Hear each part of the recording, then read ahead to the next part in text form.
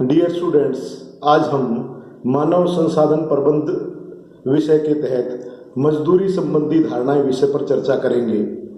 जब भी मजदूरी शब्द का जिक्र हमारे सामने आता है, हमारी आंखों के सामने उस मजदूर का चेहरा उभर आता है जिसके शरीर से आती पसीने की महक उसके शारीरिक कार्य का प्रमाण देती है।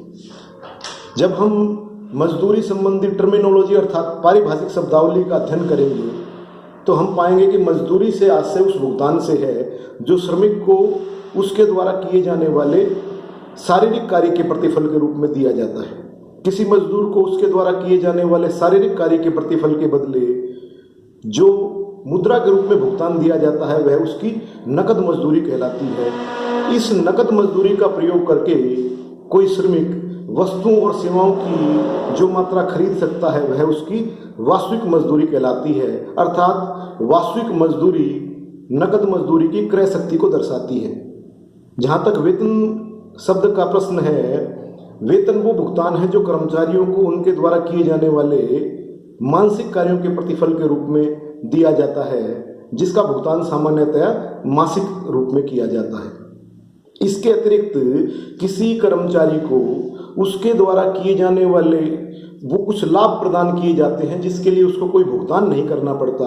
वो लाभ अनुषंगी लाभ या फ्रिंज बेनिफिट के नाम से जाने जाते हैं। परंतु इस टर्मिनोलॉजी अर्थात शब्दावली का ये अर्थ बिल्कुल नहीं है कि एक श्रमिक को मानसिक कार्य नहीं करना पड़ता या एक कर्मचारी अधिकारी को कोई शारीरिक कार्य नहीं करना पड़ता। फिर भी इस टर्मिनोलॉजी के आधार पर हम मजदूरी और वेतन में अंतर निम्नलिखित आधार पर कर सकते हैं। मजदूरी सामान्यतया निर्माण कार्य और उत्पादन कार्य में लगे हुए व्यक्तियों को दी जाती है, जो सामान्य रूप से दैनिक, साप्ताहिक, पाक्षिक या कभी कभी मासिक रूप में भी हो सकती है। जबकि वेतन कार्यालय में काम करने वाले कर्मचारियों को दिया जाता है जो सामान्यतया मासिक रूप से जिसका भुगतान किया जाता है। मजदूरी किसी वस्तु की लागत का प्रत्यक्ष अंग होती है, जबकि वेतन अप्रत्यक्ष लागत का हिस्सा होता है।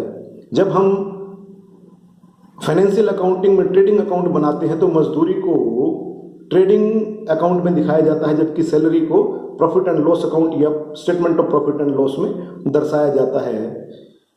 अब मजदूरी किसी भी संगठन में या किसी भी फैक्ट्री या मानव संसाधन प्रबंध का एक सबसे विवादास्पद विषय रहा है, क्योंकि एक उद्यमी चाहता है कि मजदूर को कम से कम मजदूरी का भुगतान किया जाए, जबकि श्रमिक चाहता है कि उसको ज़्यादा से ज़्यादा मजदूरी मिले। मजदूर की संतुष्टि और उद्यमी का हित दोनों में समन्वय लाना वही मजदूरी का निर्धारण कहलाता है। इस संबंध में मजदूरी संबंधी 4 मुख्य प्रचलित विचारधाराएं हैं। सबसे पहला है concept of statutory minimum wages अर्थात वैधानिक न्यूनतम मजदूरी। कोई भी फैक्ट्री मालिक, कोई भी नियोक्ता अपने मजदूरों को उस मजदूरी से कम मजदूरी का भुगतान नहीं कर सकता जो मिनिमम वेजेज एक्ट 1948 के तहत बताई गई है। अर्थात मिनिमम वेजेज एक्ट 1948 के तहत तय की गई मजदूरी स्टैट्यूटरी मिनिमम वेजेज के नाम से जानी जाती है। दूसरा कंसेप्ट है मूल न्यूनतम वेजेज मजदूरी यानी बेयर मिनिमम वेजेज कंसेप्ट। समय समय पर डिफरेंट जुडिशियल प्रोनाउंसमेंट्स अर्थात न्यायिक घोषणाओं, इंडस्ट्रियल ट्रिब्यूनल्स, लेबर कोर्ट और नेशनल ट्रिब्यूनल आदि के निर्णयों के द्वारा जिस मजदूरी का निर्धारण किया जाता है वो मजदूरी बेयर मिनिमम वेजेज के नाम से जानी जाती है। मजदूरी का तीसरा कंसेप्ट अर्थात फेयर वेजेज के नाम से जाना जाता है। उद्योग द्वारा ऐसी मजदूरी का निर्धारण करना जो भुगतान की दृष्टि से उचित हो वो उचित मजदूरी या फेयर वेजेज के नाम से जानी जाती है। उचित मजदूरी समिति 1949 के अनुसार फेयर वेजेज मिनिमम वेजेज से ज़्यादा तथा निर्वाह मजदूरी से कम होती है। चौथा परंतु फेयर वेजेज अर्थात उचित मजदूरी का निर्धारण करते समय 2 महत्वपूर्ण विषय जिनको ध्यान में रखा जाना जरूरी है। सबसे पहला है प्रोडक्टिविटी ऑफ लेबर अर्थात श्रम की उत्पादकता, जो उचित मजदूरी के निर्धारक तत्वों में से सबसे महत्वपूर्ण है। दूसरा प्रिवेलिंग रेट्स ऑफ वेजेज अर्थात मजदूरी की प्रचलित दरें। मजदूरी का चौथा कंसेप्ट ऑफ लिविंग वेजेज।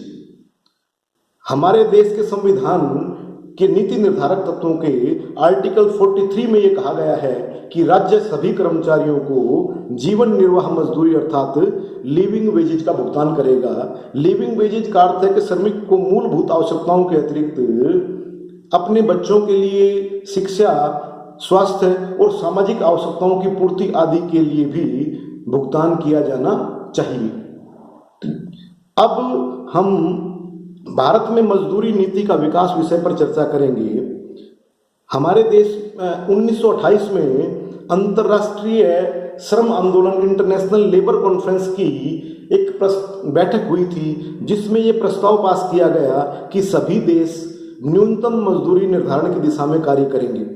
क्योंकि उस समय हमारा देश में अंग्रेजों का राज था, तो उन्होंने 1929 में रॉयल कमीशन ऑन लेबर का निर्माण किया। उस रॉयल कमीशन ऑन लेबर ने ये रिपोर्ट दी कि वैधानिक मजदूरी बोर्ड का स्थापना की जाए तथा श्रमिक को मिनिमम वेजेज का भुगतान किया जाना चाहिए। बाद में एक रेगे कमेटी बनाई गई। रेगे कमेटी ने अपनी रिपोर्ट्स दी। 1946 में सेंट्रल पे कमीशन बनाया गया, जिसने कहा कि सरकार लिविंग वेजेज के सिद्धांत को मानते हुए उस मजदूरी को लागू करने की दिशा में प्रभावशाली कदम उठाए। इसके बाद समय समय पर विभिन्न प्रकार से प्रयास हुए और आज़ादी के बाद 1948 में मिनिमम वेजेज एक्ट 1948 पास किया गया। मिनिमम वेजेज एक्ट 1948 का मुख्य उद्देश्य श्रमिकों को शोषण से बचाना, अच्छे श्रम और पूंजी संबंधों की स्थापना करना और इंडस्ट्रियल डिस्प्यूट्स को मिनिमाइज करना था। ये एक्ट 15 मार्च 1948 को जम्मू कश्मीर को छोड़कर के संपूर्ण भारत में लागू किया गया तथा इस एक्ट में ये तय किया गया कि न्यूनतम मजदूरी से कम ना तो कोई फैक्ट्री मालिक मजदूरी देगा और ना ही कोई श्रमिक मिनिमम मजदूरी से कम एक्सेप्ट करेगा। 1957 में इंडियन लेबर कॉन्फ्रेंस के 15वें सेशन में ये बताया गया कि need based wages should be there, अर्थात न्यूनतम मजदूरी आवश्यकता के ऊपर आधारित होनी चाहिए। इस संबंध में डॉक्टर आयक्रॉयड ने अपना एक पेपर प्रेजेंट किया। उन्होंने कहा कि एक मजदूर के परिवार में एक मजदूर तथा उसके ऊपर 3 उपभोग इकाइयों को शामिल माना जाएगा। उन उपभोग इकाइयों के अकॉर्डिंगली हर वयस्क व्यक्ति को इतनी मजदूरी दी जानी चाहिए कि उसको प्रतिदिन 2700 कैलोरी ऊर्जा मिल सके। 4 व्यक्तियों के हिसाब से प्रति व्यक्ति 18 गज के हिसाब से साल में 72 गज कपड़ा वो परचेज कर सके, इतनी मजदूरी उसको दी जानी चाहिए।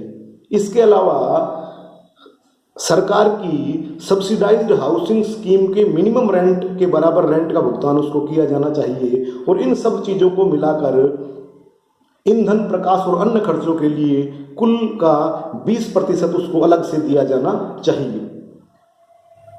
समय समय पर अनेक जुडिशियल कोर्ट वगैरह बाकी ने अपने फैसले दिए। इस संबंध में workman of Reptakos Brett and company limited versus management के विवाद में सुप्रीम कोर्ट ने कहा कि भारतीय श्रम सम्मेलन के 15वें अधिवेशन के अकॉर्डिंगली नीड बेस्ड मजदूरी का भुगतान मजदूरों को किया जाना चाहिए। परंतु ये मिनिमम वेजेज एक्ट और बाकी एक्ट काफ़ी पुराने हो चुके हैं। इन सभी पुराने कानूनों को नया रूप देने के लिए ministry of law and justice ने कोड ऑफ वेजेज 2019 के नाम से नया बिल पास किया। इस बिल ने 4 कानूनों को रिप्लेस किया। Minimum wages act 1948, payment of wages act 1936, payment of bonus act 1965 and equal remuneration act 1976। ये कोड कहता है कि मजदूर को न्यूनतम मजदूरी का निर्धारण अवश्य दी जानी चाहिए, उससे कम मजदूरी किसी भी हालत में नहीं दी जानी चाहिए तथा 5 वर्ष के समय से कम समय में इस मजदूरी की दरों का रिवाइज होना जरूरी, अर्थात revision and review of these minimum wages should be there by competent authority and government, that is central and state government. बच्चों, आज कि इस विषय में इतना ही।